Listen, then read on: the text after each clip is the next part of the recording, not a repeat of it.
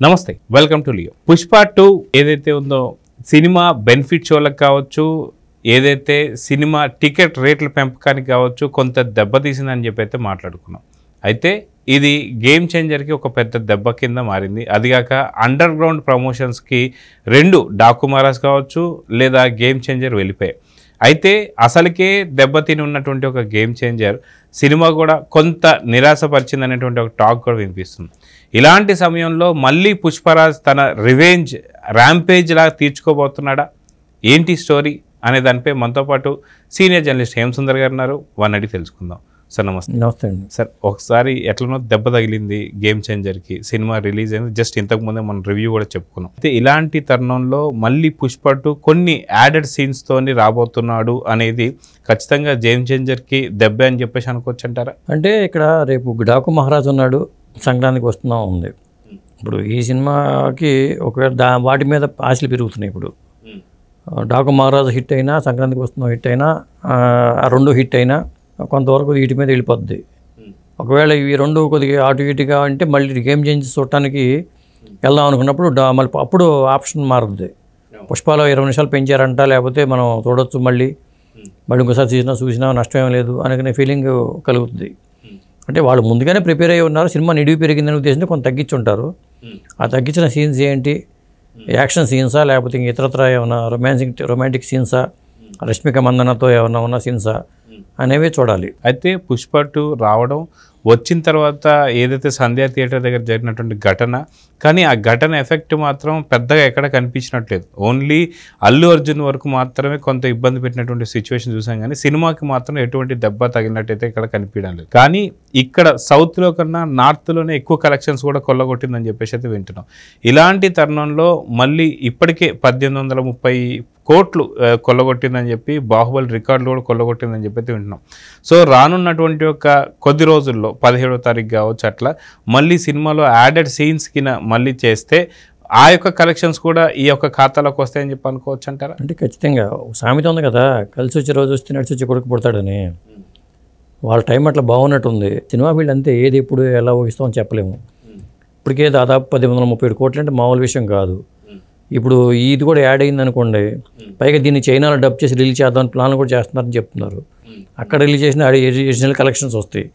ఇక్కడ వాళ్ళు కూడా 20 నిమిషాలు సినిమా యాడ్ అయింది అనుకుంటే, అసలు మొన్నే యాడ్ చేస్తున్నా ఉన్నారు, మళ్ళీ సంక్రాంతి సినిమాలు ఉన్నాయనో మరో గీతనే కానీ కొద్దిగా వాయిదా వేసుకున్నారు. 16వ తారీఖు 17వ తారీఖు వాళ్ళు ఆ యాడెడ్ సీన్స్తో మళ్ళీ రిలీజ్ చేస్తున్నారు. పుష్ప రీలోడెడ్ అనుకోవాలి మనం దాన్ని. మరి అది ఖచ్చితంగా మళ్ళీ సింగిల్ థియేటర్లో ఆడించుకున్నా కానీ 50 రోజుల కార్డు అయితే పడిపోయేట్టు ఉంది పుష్ప 2కి. ఇప్పటికే 32 రోజుల్లోనే 1837 కోట్లు వచ్చినాయి అంటే అది వచ్చి కూడా దగ్గర 4-5 రోజులు అనౌన్స్మెంట్ అయిపోయింది. అప్పటికి ఖచ్చితంగా 50 రోజులకి ఆడినట్టుగా ఒక పోస్టర్ అయితే పట్టడానికి అవకాశం కనిపెడుతుంది. 50 రోజుల్లో కలెక్షన్ పరంగా చూసుకుంటే 2000 కోట్లు దాటినా ఆశ్చర్యపడక్కర్లా. ఎందుకంటే చైనాలో ఈ మధ్య కాలంలో చైనాలో కూడా మన సినిమాను బాగా ఆదరిస్తున్నారు. ఈ మధ్యకాలంలో కొన్ని సినిమాలు అట్టగా డబ్ చేసి ఆ చైనాలో అక్కడ రిలీజ్ చేసిన వాటి కూడా కలెక్షన్స్ వచ్చినాయి. అయితే మనం చూసాం, ఏదైతే ఇంతకుముందు ఉన్నటువంటి సినిమాలలో కూడా ఏది కూడా 50 రోజులు ఆడినటువంటి ఒక పరిస్థితుల్లో అయితే చాలా తక్కువ సినిమాలు మనం చూస్తూ వస్తున్నాం. సో అట్లా అరుదైన జాబితాలోకి పుష్ప 2 జాయిన్ కాబోతుందా అంటే ఏమంటారు? అట్లాగే అనుకోవాల్సి వస్తుంది. ఇప్పుడు డాకు మహారాజు హిట్ అయింది అనుకోండి, పెద్ద హిట్ అయిపోయింది అనుకోండి, డాకు గురించి మా చర్చించుకుంటారు. ఒకవేళ యావరేజ్ అయినా బాలయ్య బాబు టైం బాగుంది కాబట్టి యావరేజ్ అయినా డాకు మహారాజ్కి ప్లస్ పాయింటే. ఇప్పుడు ఏమవుతుందంటే గేమ్ చేంజర్ వీక్ అవడంతోనే ఇప్పుడు మనం ఇవన్నీ డిస్కషన్ చేయాల్సి వస్తుంది. ఎందుకంటే సాధారణంగా ఒక సెంటిమెంట్ చెప్తూ ఉంటారు, రాజమౌళి గారు సినిమాలు చేసిన తర్వాత హిట్లు రావు అని అనుకుంటూ ఉంటారు. కానీ అనుకోకుండా దేవరికి కొద్దిగా సినిమా పాజిటివ్ టాక్ రాకపోయినా కలెక్షన్ల పరంగా ఒక 500 కోట్లు ఎంతో రికార్డు ఉంది. ఇక్కడ మరి రామ్చరణ్కి వచ్చరికి ఆచార్య కానీ లేకపోతే ఈ సినిమా కానీ సోలో హీరోగా వచ్చిన సినిమాలు నిరాశపరిచినాయి అని చెప్పాల్సి వస్తుంది. ఇదేంటి అనిపిస్తుంది. ఇప్పుడు ఎన్టీఆర్ కూడా ఖచ్చితంగా పెద్ద హిట్ వచ్చి ఉంటే అనుకోవచ్చు. రాజమౌళి సినిమా చేసిన తర్వాత వీళ్ళిద్దరికి అంత సక్సెస్ రాలేదనే టాక్ మళ్ళీ స్ప్రెడ్ అవుతుంది. ఈ సినిమా ఫీల్డ్లో ఇలాంటి వాటిని ఎక్కువ స్ప్రెడ్ చేస్తూ ఉంటారు. సో మనం చూసుకుంటే రామ్ చరణ్కి దెబ్బ మీద దెబ్బ అనుకోవాలా? ఎందుకంటే అదిగాక రివెంజ్ అని చెప్పేసి ఇప్పటికే mega compound and Allu compound కింద కొంత విభేదాలు అయితే వచ్చాయి. సో ఇప్పుడు మళ్ళీ ఏదైతే పుష్ప 2లో యాడెడ్ సీన్స్తో మళ్ళీ ఇది రివెంజ్కి అనుకోవాలా లేకపోతే ర్యాంపేజ్ అనుకోవాలంటే ఏం చెప్తారు? అంటే వాళ్ళ సినిమా ఎవరి సినిమా వాళ్ళు చూసుకుంటారండి. వాళ్ళు ముందే అనుకున్నారు కదా మేము రిలీజ్ చేస్తున్నామని. వాళ్ళు ఏ కారణంతో రిలీజ్ చేసినా కానీ చేస్తున్నారు. ఇంకొకటి ఏంటంటే గేమ్ చేంజర్కి వచ్చిన ఇబ్బంది ఏంటంటే వాళ్ళు కూడా ప్రమోషన్ తగ్గించారు. మరి అంచనాలు పెరిగిపోతాయని తగ్గించుకున్నారు. దాంతోపాటు అందరూ పండగ దీంట్లో మూడ్లో ఉన్నారు.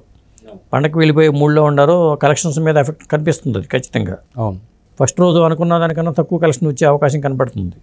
పైగా పాజిటివ్ టాక్ స్ప్రెడ్ అవ్వాలి.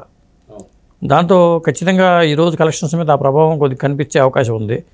మరి రేపు ఊళ్ళకి వెళ్ళేవాళ్ళు శనివారం అంటే ఊళ్ళకి వెళ్ళేవాళ్ళు ఉంటారు. జనరల్గా సినిమాలకు వెళ్ళాల్సింది పోయి ఊళ్ళకి వెళ్తున్నారు. మరి పైగా మళ్ళీ డాకు మహారాజు వచ్చేస్తున్నాడు ఎల్లుండికి వచ్చేసరికి. ఇన్ని సమస్యలు వచ్చినాయి గేమ్ చేంజర్కి. సో మొత్తానికి పుష్ప 2 మళ్ళీ హైలైట్ అవ్వబోతున్నాడా? నిజంగా సంక్రాంతి సినిమాల కన్నా సరే పుష్ప 2 టాక్ ఎక్కువ వినిపించేటట్లు ఉందా లేదంటే ఏమంటారు? ఇంకా టాక్ అంటే ఆ యాడెడ్ సీన్స్ ఏంటి అనేది మనకు తెలియాలి కదా. అది చూసిన తర్వాత ఈ సీన్స్ చూడొచ్చు.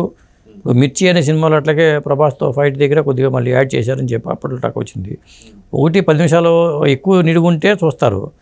ఏదో ఒక పాట యాడ్ చేశారు అంటుకుని వెళ్ళిపోయి పొలమని వెళ్ళిపోయి చూసే పరిస్థితి లేదు. వెళ్తే ఫ్యాన్స్ వెళ్తారేమో కానీ నార్మల్ వాళ్ళు వెళ్ళరు. ఎట్లాగో ఓటీటీలో వచ్చేస్తుంది కదా 50 రోజుల తర్వాత. 50 రోజులకి ఇప్పుడు ఓటీటీలో వచ్చేస్తుంది. అప్పుడు చూద్దాంలే అనుకుంటారు. ఏదేమైనా ఒక హిట్ సినిమా లేకపోతే మాత్రం ఆల్టర్నేటివ్గా పుష్ప వైపు వెళ్తారండి. ఇప్పుడు గేమ్ చేంజర్ పోనీ వీక్ అయినా రేపు పొద్దున వచ్చే డాకు మహారాజు ఆడొచ్చు. లేదా సంక్రాంతికి వస్తున్న మంచి కామెడీ ఉండొచ్చు. ఫ్యామిలీ ఆడియన్స్ అటువైపు వెళ్ళే అవకాశాలు ఎక్కువ ఉన్నాయి. అది ఎట్లాగో మినిమం గ్యారంటీ అనే ఒక టాక్ అయితే దానికి వస్తుంది. వీటిలో రెండింటిలో ఒక విషయం లేకపోయినా కానీ అది. సో పుష్ప 2కి 50 రోజుల్లో 2000 కోట్లు టార్గెట్ రీచ్ అయ్యే అవకాశం ఉందంటారా?